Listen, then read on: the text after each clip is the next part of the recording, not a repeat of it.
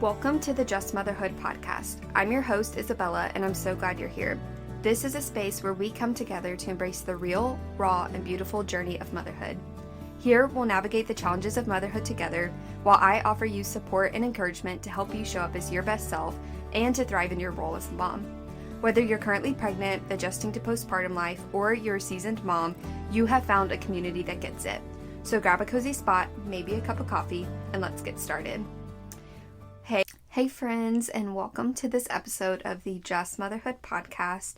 Today, I kind of wanted to do like a storytelling time. I don't know what you call these, like a mom chat, I guess, of sharing my induction story. And I'm not gonna lie, I am completely going off the top of my head with this, but I really felt like it's something I wanted to share on my podcast. And I knew this from the very beginning that this is a story that I wanted to share just to really help empower and equip other moms who are thinking about making this decision.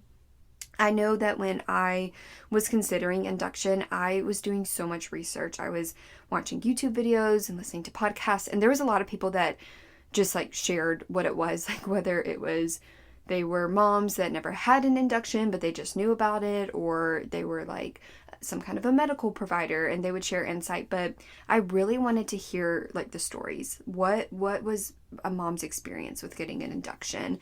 And honestly, there was a lot of negative stories. And I do feel like in any kind of situation, the negatives are shared more than the positives. And it truly was something that terrified me. And I definitely did also find some very positive stories of inductions as well, but I didn't feel like it was enough to make me feel like fully comfortable and fully equipped and prepared for that situation. So I wanted to take the time to share my induction story with all of you and share how it was a very positive experience. It is a decision that I'm very happy that I made. It's a decision that I would be willing to make again in the future, and also just kind of explain like what the process was like, what were the things going on in my head, like all that kind of stuff. So if you do have questions after listening to this episode, please feel free to email me below. My email is in the description of this episode, and I just want to make sure I'm here as a resource for you. I do want to make a disclaimer off the bat that one, I'm obviously not a medical professional. I have no experience in the medical industry. I'm not an OBGYN, like nothing like that. This is solely just based off my experience with my medical team, with my OBGYN, and that your experience may not be my experience. What my doctor did may not be something your doctor does. So this is truly just based off of the things that I walked through with my induction. And I do want to say that the negative stories of inductions are valid, and the fear, the trauma, the hurt that those moms go through, it's so valid and it is so real. And birth in general is terrifying. And when you do add in medical interventions, there is always the possibility that something can go wrong, whether it's an induction or another medical treatment that happens during birth. Like there are things that can go wrong. There's things that may feel uncomfortable. And that is the reality of having medical intervention. So I do highly recommend that no matter what birth plan you choose, make sure it's something you feel comfortable with. Make sure you have things written down, or at least people in the room with you that know what you want, that can help you advocate for what you want.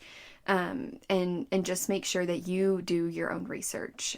Don't let the fears and the negativity get to you too much. That is definitely a place I found myself in, but just rest confident in the team that you've chosen and in the plans that you've made, and God will carry you through it no matter what you face. So starting off, when I was pregnant, I knew that I would be willing to consider an induction, and this was probably something I kind of started playing around with when, I don't know, I was probably getting close to 30 weeks. Like you're in that final stretch. You're like, okay, I probably have 8 to 10 weeks left. Now, obviously, if it's your first kid, you're probably looking at 41 to 42 weeks. I knew for me, I did not want to go past like my due date. I was like, I don't want a July baby. My baby's due date was the 26th of June. Like, I'm like, I don't want a July baby. I'm a control freak. Like, I want my June baby. I want things to go smoothly. We're going to have family come in town. My husband trying to get off work, and his job was chaotic with time off and stuff anyways. I'm like, I'm a control freak. So I am willing to schedule an induction, and it's just set in stone from there. But there was a part of me that like had this hope of like, okay, I would love if my son would just come on his own and all that stuff. But this was again something I was just like throwing up in the air, like, hey, I think I'm willing to consider it. I'm willing to schedule that. And this was probably like April-ish going into May. As we got closer and closer to my due date, especially like end of May, I was starting to get so uncomfortable. My son definitely dropped, and he was so low. Like, it felt like he was sitting on my pelvis. Like, I was uncomfortable. And especially like those last 2 weeks before I gave birth, like, I was at the point where there was a couple of days I had to stay home from work. Like, I was in so much pain. It was uncomfortable to walk. I also was dealing with like other things. Like, my heart would like be randomly racing, and I had like a, you know, that little thing like you put on your finger and it will tell you what your heart rate is. Like, it was getting up to like 160 and stuff, and like I wouldn't even be doing anything. Like, I'd be like casually walking through my house, going from like my kitchen to my bedroom, and all of a sudden like I'm like, oh my god, my heart's racing. And I had to see a cardiologist, and thankfully like nothing was wrong, but I was just starting to deal with all these uncomfortable symptoms, and I was kind of at like my wits end. I was like,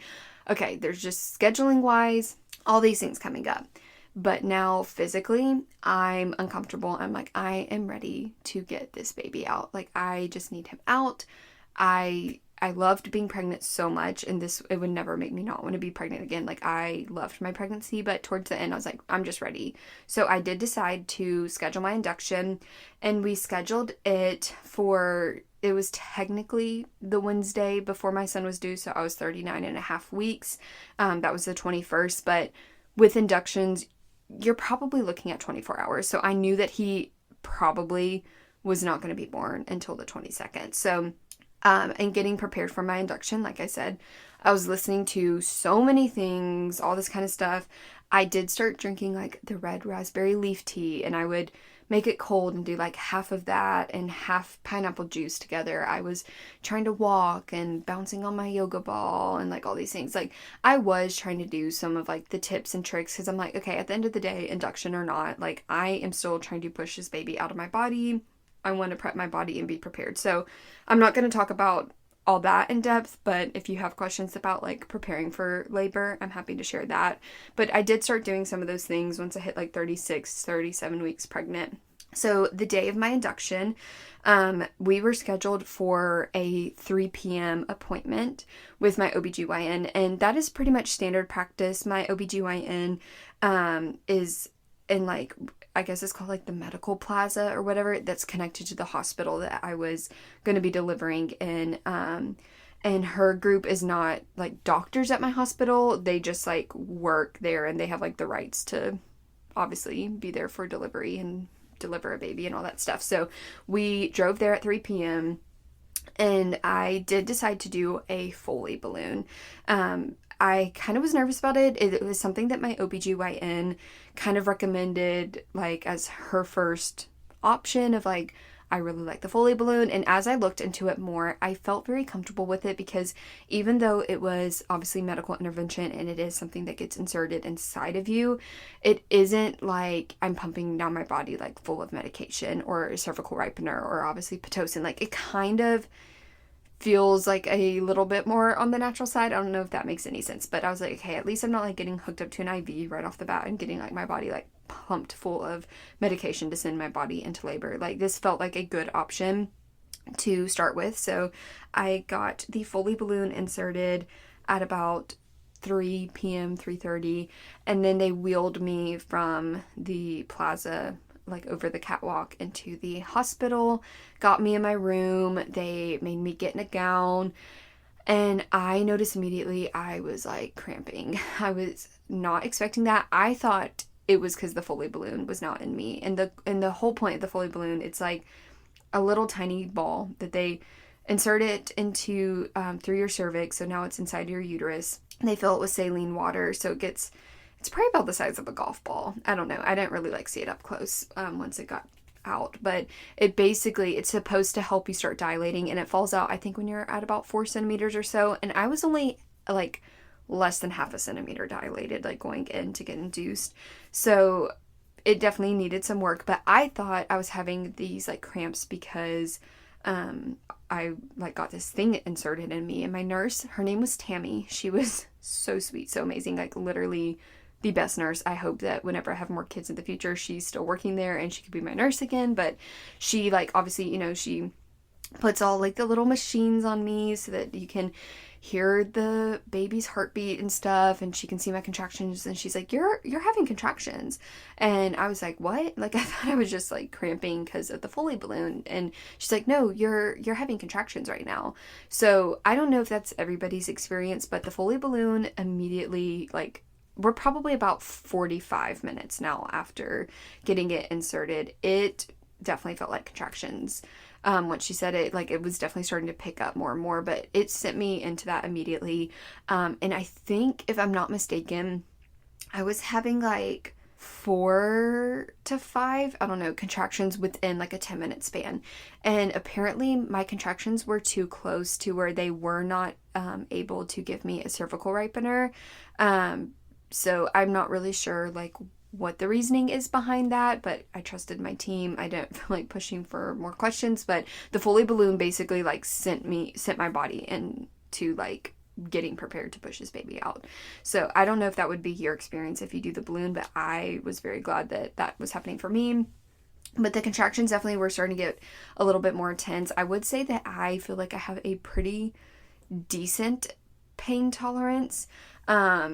And it wasn't the pain that was getting to me. It was, for some reason, I don't know if it was like a mix of like the anxiety and the emotions of it all, but I was starting to feel nauseous, and I get nauseous when I'm anxious anyways. But I had to ask for stuff for my nausea, and then I was like, hey, is there anything I can get as like a pain reliever? And so they did do that because I wanted to push off my epidural until I got closer to dilated, because I didn't want it to hinder how quickly I could end up dilating. So they got me all settled. We checked into the hospital a little bit too late to where like the cafeteria was already closed. There was, thankfully, like they were able to get us like some chicken fingers and fries, which was not very appetizing to me. I'm like, I'd rather have something with like some vegetables or whatever. But thankfully my husband and I ate before we went to the hospital, so all was well. They let me know that I would not be able to eat after midnight, which I know people go back and forth on this all the time, like you need to eat and blah blah blah. I'm somebody where I have like a lot of anxiety, and I was like, I did not feel comfortable eating, and again, the nausea part for me anyways. So I was literally like only snacking on crackers up until midnight anyways. And I was totally fine not eating until after my son was born. So throughout the night, the nurses had to come in and check the Foley balloon. It was taped to the inside of my thigh because, again, it's supposed to fall out when you get dilated. So I was kind of like propped up in my bed. Like, I wasn't fully laying down, but I was kind of propped, and I kept my one leg that it was taped to kind of like spread further from my other one so that it kind of like pulls it down. That's what my OBGYN said to do. So that kind of starts to pull on it, helps to open up the cervix. So they would come in and check how far dilated I was, and just by tugging on it. And early in the morning, I wish I like time-stamped everything, and I could definitely go back and to all my texts with like my mom and find everything, but it was probably about 3 or so in the morning when my night shift nurse came in and pulled on it. It completely fell out. So now we knew that I was dilated to at least 4 centimeters, and it literally just like popped out. Like, there was nothing, no pain, nothing. Like, she tugged and it literally just like slid out. So once that happened, again, at this point I was on no like medication for induction besides just like my pain reliever and the stuff for my nausea. So I was not on Pitocin, I was not on cervical ripener, nothing like that. So she said that our next step was I needed to get an ultrasound so that they could start me on Pitocin, because obviously they want to make sure the baby's in the right direction. And I'm like, oh, this baby is low and his head has been pushing on my pelvis for 2 weeks. I know that he's perfectly fine. So they came in and they brought in like the oldest little looking ultrasound machine thing. I don't know. It looked like a super old computer from like the 90s. And they do it, and it's like the most grainy image. And she's like, she had brought in like her head nurse or something. I don't know. Because she wasn't familiar with the Foley balloon process because she had just transitioned from a different hospital that didn't use them or whatever. I don't know. But she brought in her head nurse to do the ultrasound, like make sure everything was good and blah, blah, blah. And they're like, it kind of looks like your baby's transverse. I'm freaking out. My husband is dead asleep, okay? And I was not going to wake him because I'm like, somebody needs to be getting their rest at least. I'm kind of freaking out, and it's like this whole ordeal, and the image is so bad, like I can't even make out my son. I'm like, I just saw him at the 35-week appointment on a regular ultrasound machine. I know he was head down. I don't think he flipped in that amount of time. Like, that seems crazy to me for him to be transverse. So they reach out to the OBGYN who was on the night shift to get an ultrasound machine or like ultrasound tech to come to my room and to do like a legit ultrasound. So thankfully, probably about 30-ish minutes later or so, we had one come in, and he was like, yeah, I don't know what they saw, but your baby is head down. And then he also said my baby had really large hands. He said that they were 5 centimeters wide. So not large, like not long, wide, which is definitely from my side of the family.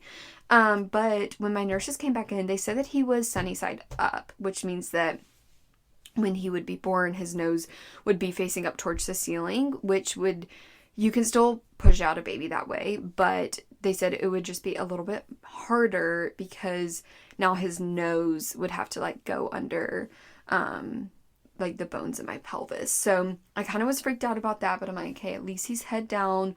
We're good. So we keep going through the night. I end up getting more rest.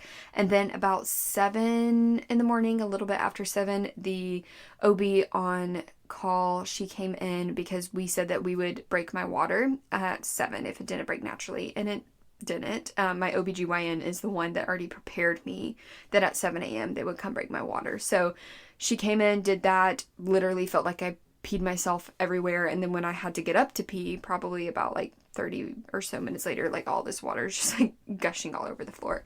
So definitely was a very interesting experience, but I went to do that. The morning kept going. I did ask my mom to be there for the birth of my son, and to be there for support for me. So she ended up coming, probably around like 8 to 9, like somewhere in there. She brought my husband breakfast, and it was Chick-fil-A breakfast. So I was kind of like, which we did ask her for. Like, I knew she was bringing it, but part of me was like, dang, like I should have said no because I don't think I can handle the smell of this. Like, I wanted it so bad. It sounded so good. But she came, she was there, and pretty much it was smooth sailing from that point. It was really just waiting for me to get more and more dilated. I feel like at this point I was like around 6 or 7 centimeters. So we were definitely making progress, still a little bit slower. And once my water had broken and everything, they did start me on light Pitocin, like just very light dosage, just to help keep pushing things forward, and all that kind of stuff. So we were good. We were rocking and rolling. And it was probably about 10 to 11-ish in the morning. That's when I asked for the epidural. I knew I wanted it anyways, and you know, once you hit a certain point of getting too far dilated, like you can't get it anymore. So I was like, I need that epidural, put me in line. I need it. So they came in, they did that. They made my mom leave the room. My husband was able to still sit in there. They did the epidural, and honestly, that was probably one of the worst parts of it. It literally felt like somebody was like slicing into me, or like, I've never been stung by a bee, but I imagine it's probably similar. But I hated getting the epidural, but thankfully they put it in. It worked great. My legs literally felt like sacks of water. Like, it is the most, I've never had anything like that before, and it literally felt like my legs weren't connected to my body, and like I would touch them, and like, you know, when you touch your leg, like obviously your leg feels it, your hand feels it, but it literally felt like I was touching something else. Like, my leg could not feel the feeling of me touching it, so my hand felt like I was like touching a bag of like jelly or water or something. Like, it was the most bizarre feeling. But I do feel like the epidural didn't work fully. I'm trying to remember. I think it was on my right side. I don't know what the reasoning is for that. It still felt numb. Like it definitely was numb. It just wasn't as numb as the other side. Like I could almost have a little bit more feeling, but it was definitely still numb. My nurse Tammy was back for the day to be my nurse, and she was so sweet, so amazing. Like I am so thankful for her. And because she knew my son was sunny side up, she kept putting me in all these different positions about like every 30 minutes or so to like help my son flip, so that he would be face down. So like she used like a peanut ball, and she would like put my legs in different things, and she would help scoop me around and all this stuff. And obviously she was dealing with my catheter because I had that in from having epidural. Now I can't get up to pee. She brought me a popsicle. She gave me a blanket that I guess they keep in like a warmer, because I was like literally, I think I was kind of cold, but I think I was so anxious, like my teeth were chattering. So she brought me that and made me all warm and cozy, and she was just super great. Around 12-ish or so, 12 to 1, I told my mom and husband they could go down to the food court and eat, that I would be fine. I would text them if anything happened, because again, at this point, we were still around like the 7 to 8 centimeters. Like, not much had happened since the morning, and now I had that epidural, so nothing really was happening. I was on a little bit higher of Pitocin at this point. We were all good, getting things higher and higher, like in increments. And then just kind of like a waiting game at this point. And around, I would say, 3 to 3:30-ish is when Tammy came in to do my cervical check, and I was fully dilated. And I'm like talking to my mom. She goes, "Okay, you're complete." And I was like, "What?" She's like, "You're dilated." And I was like, "What?" She's like, "Yeah, we can get ready to push." And I was like, "What?" Like, it was kind of just like this surreal moment of like, okay, so like we're gonna do it now. So this was probably closer to 3 p.m. and she like got me all situated in the bed. I had the epidural again, so I knew that I was probably gonna back labor, but I was willing to like ask them to like turn it down or to help me get into other positions or get more on my side or like whatever. But she kind of, adjusted my bed accordingly, got me all positioned, and then she did say that she was going to like get approval to get my Pitocin turned down a little bit. So she was able to turn it down, and it was to the point I was still numb. I could not feel the contractions, but I was able to feel my muscles in my stomach when I was trying to push, which was so helpful. She got the green light from my OB to have me start pushing, because they basically, I don't know what it's like. Obviously, it's the only time I've ever given birth, but basically she got me pushing until my son was basically like right, like at the very entrance of, my body. And then my OBGYN came in. So I probably start pushing closer to 3:30, 3:45, 4, like somewhere there. Like time was such a blur, but I start pushing. The first push, my husband told me afterwards, very embarrassingly, that something came out of the wrong hole, if you catch my drift. And then I am very grateful. I remembered I saw a TikTok, funny enough, of how to push a baby. And this is the number one tip I think that helped save me, is you want to push like you are coughing. So I literally fake coughed, and I could feel the muscles in the top of my stomach, because you don't want to push down, like you don't want to hunker down like you are going to the bathroom or like you're trying to like pass something out of you. You want to push from the top of your abdomen, because that's what's going to push your baby like down and out. Like if you're pushing more from your, I don't know, pelvis area, like you were going to the bathroom, that's great for pushing things out that are already low and out there, but this baby's higher in you. So I started pushing like I was coughing, and it was like he started making big jumps down. She even brought a mirror, because she was like, "Do you want to see?" And I was like, "Sure." And it was just so surreal. Like I literally saw the top of his head, his hair hanging out of me. Like it was insane. So if you feel comfortable with it, I recommend getting the mirror. It was like a mind trip for me. I was like, "Oh my God, I can see my son's head." It was insane. So she did that, and then she's like, "Okay, your doctor's going to be here in just a bit." So we just it was kind of just like a waiting game. Like we just had to wait a little bit for her to come down. And then obviously they had to get the rest of the team there and everybody to like the pediatric team, like all that stuff for my son. Like everybody needed to be there and be in the room. So like once my OB came in, it was like bam, bam, bam. Like you're going to start pushing and we're going to get this baby out. Literally like in 2 sets of contractions, baby was out. He was not sunny side up. So I don't know if maybe the nurses read it wrong and he wasn't ever sunny side up, or if Tammy was a goat and she actually got him to flip. The world may never know, but I am going to say Tammy got him to flip because she was awesome and all her stuff that she made me do. But my son was out. He was born at 4:23 p.m. on June 22nd, and it was the most surreal moment. The second I heard him cry and they put him on my chest, it was like, oh my gosh, I'm a mom now. I have a baby and he's laying on my chest. Like, it is the most surreal feeling, but overall, my induction was super positive, very smooth sailing. The only thing about it is with inductions, it just takes so long. Like, I went in at 3 p.m. the day before.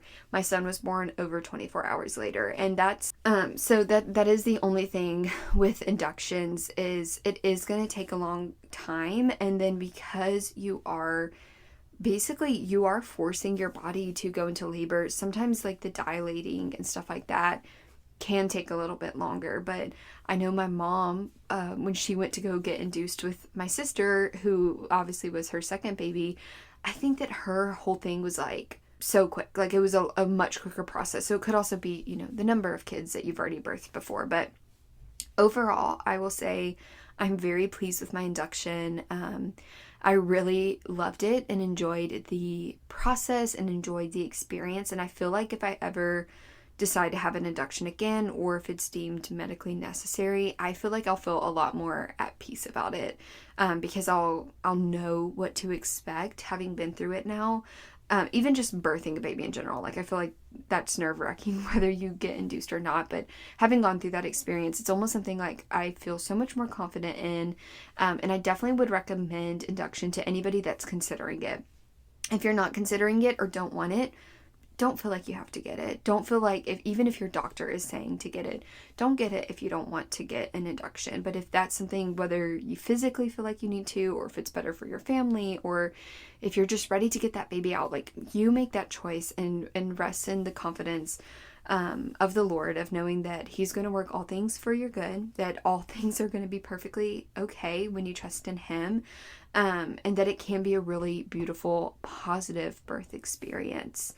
The last thing that I will say, though, is for the moms, this is probably going honestly to my first time moms, if you are a control freak like me, I would say go for the induction if you want to, but there is a part of me that does feel kind of sad that I missed out on that like experience, like the thrill of going into labor on your own, and knowing like, oh my gosh, like my water broke, or I'm having contractions now, like hurry up honey, we got to pack up the car and go to the hospital. Like, obviously the induction was so smooth, like we had an appointment, we packed up leisurely, we got food before we went, like it was very chill.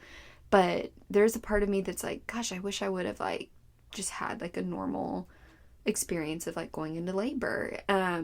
So I do feel like if I have future children, that I do want to like try to give my body the opportunity for that. And especially now being a stay-at-home mom, like, and with my husband's new job, it's definitely, our schedules would align for it a lot better than the season that we were in with being pregnant with my first. So I think if we have a second, like I want to give myself the opportunity for that. But if I'm pushing like over 41 weeks, I will gladly schedule another induction.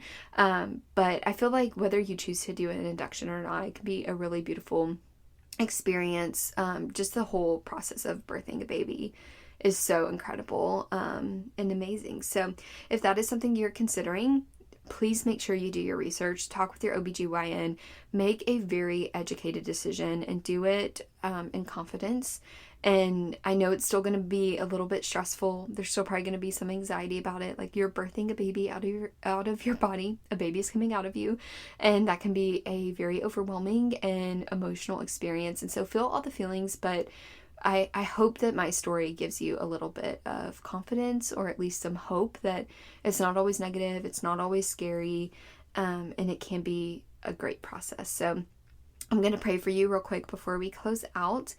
Father God, thank you so much for my sweet sister on the other side of this podcast, listening to the induction story that you wrote into my life. And I'm just so grateful for the positive experience that I had. And I hope that my story of getting an induction and giving birth to Elliot can give a positive hope to a mom who is considering making that decision for her and for her baby. And I just pray that you give my sweet friend just the courage, the confidence, the strength to make the decisions that she feels like she needs to make in her labor and delivery. And I just pray that you're there for her, that you give her peace, that you give her wisdom, that you give her medical team peace and wisdom as well. And I just pray that you cover her in your love and in blessings as she goes through her labor and delivery. In Jesus' name I pray. Amen. If you enjoyed this episode or found it helpful, please take a moment to leave a written review on Apple Podcasts so that we can help to reach other mamas who are in need of encouragement and guidance to show up as their best selves. And make sure that you also take a minute to subscribe or follow my podcast on Spotify or Apple so that you don't miss out on the future episodes. I hope that you have a wonderful week, and remember, you are loved, you are valued, and you are chosen. See you next week, Mama.